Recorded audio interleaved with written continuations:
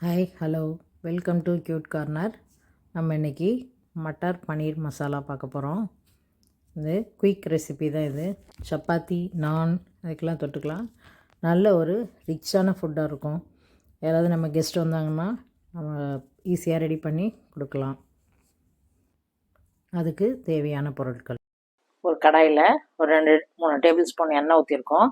கல்லெண்ணெய் தான் ஊற்றிருக்கோம். அதில் பட்டை, கிராம்பு, ஏலக்காய் போட்டு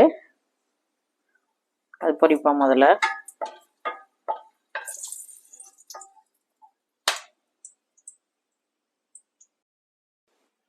ஒரு 2 வெங்காயம் கட் பண்ணி வச்சுருக்கிறோம் பொடியாக. அந்த வெங்காயத்தை அதில் போட்டு வதக்குவோம்.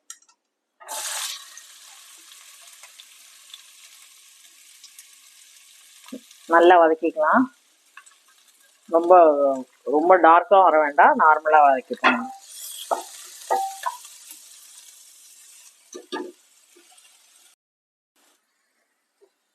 இப்போ ஒரு tablespoon ginger garlic paste,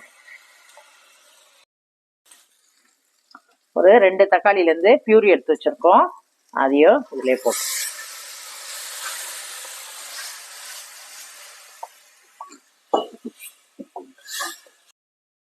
இந்த அளவுக்கு இதை நம்ம பாயில் பண்ணிட்டோம். நல்லா வதக்கி எடுத்துட்டோம். இப்போ நம்ம மஞ்சள்தூள் போட்டுக்கலாம். அதுக்கு வேண்டிய மசாலா: மிளகாத்தூள் கொஞ்சம் போட்டுப்போம். இது நான் காஷ்மீரி ரெட் சில்லி பவுடர் தான் போட்டிருக்கேன். அடுத்தது தனியா பவுடர் போட்டுக்கலாம். இந்த உடனே நல்லா வதக்கிடுங்க.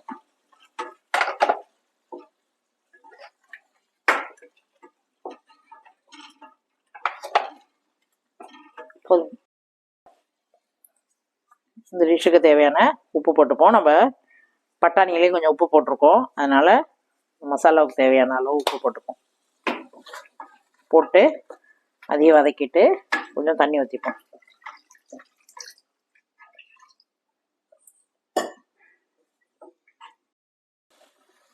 மசாலா நல்லா கொதிச்சிடுச்சு, நல்லா பச்சை வாசனை எல்லாம் போயிடுச்சு. இப்போ நம்ம பன்னீரை போட்டுப்போம்.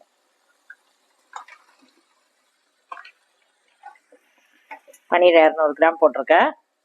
அதுக்கப்புறம் இந்த பட்டாணியை நல்லா ஊற வச்சு ஒரு 4 மணி நேரம் ஊற வச்சு அதுக்கப்புறம் பாயில் பண்ணி எடுத்து வச்சுருக்குறோம். இதுலேயும் கொஞ்சம் உப்பு போட்டிருக்கேன். நான் இந்த தடவை வந்து முளைக்கட்டின இது போடுறேன், பட்டாணி போடுறேன். நீங்கள் வெறும் பட்டாணி கூட போட்டுக்கலாம், இல்லை ஃப்ரோசன் பட்டாணி கூட போட்டுக்கலாம்.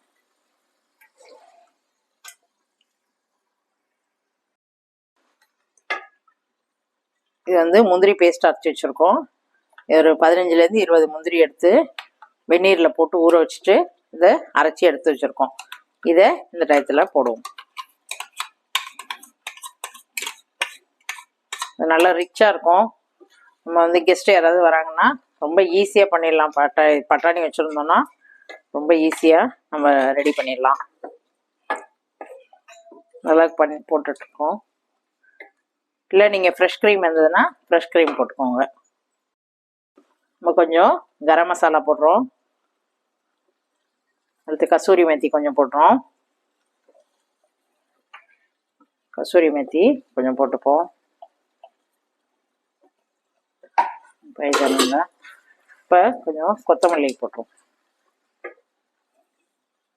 இதை ஆஃப் பண்ணுறதுக்கு முன்னாடி போட்டுட்டு ஆஃப் பண்ணிடலாம் அடுப்பு. அவ்வளோதான், ரொம்ப சீக்கிரமாக ரெடி ஆகிடுச்சு. நம்ம எல்லாம் ரெடி பண்ணி வச்சதோன்னா 10 நிமிஷத்தில் இதை செஞ்சிடலாம். சப்பாத்தி, பூரி, இல்லை நான் எல்லாத்துக்குமே தொட்டுக்கலாம். ரொம்ப நல்லாயிருக்கும்.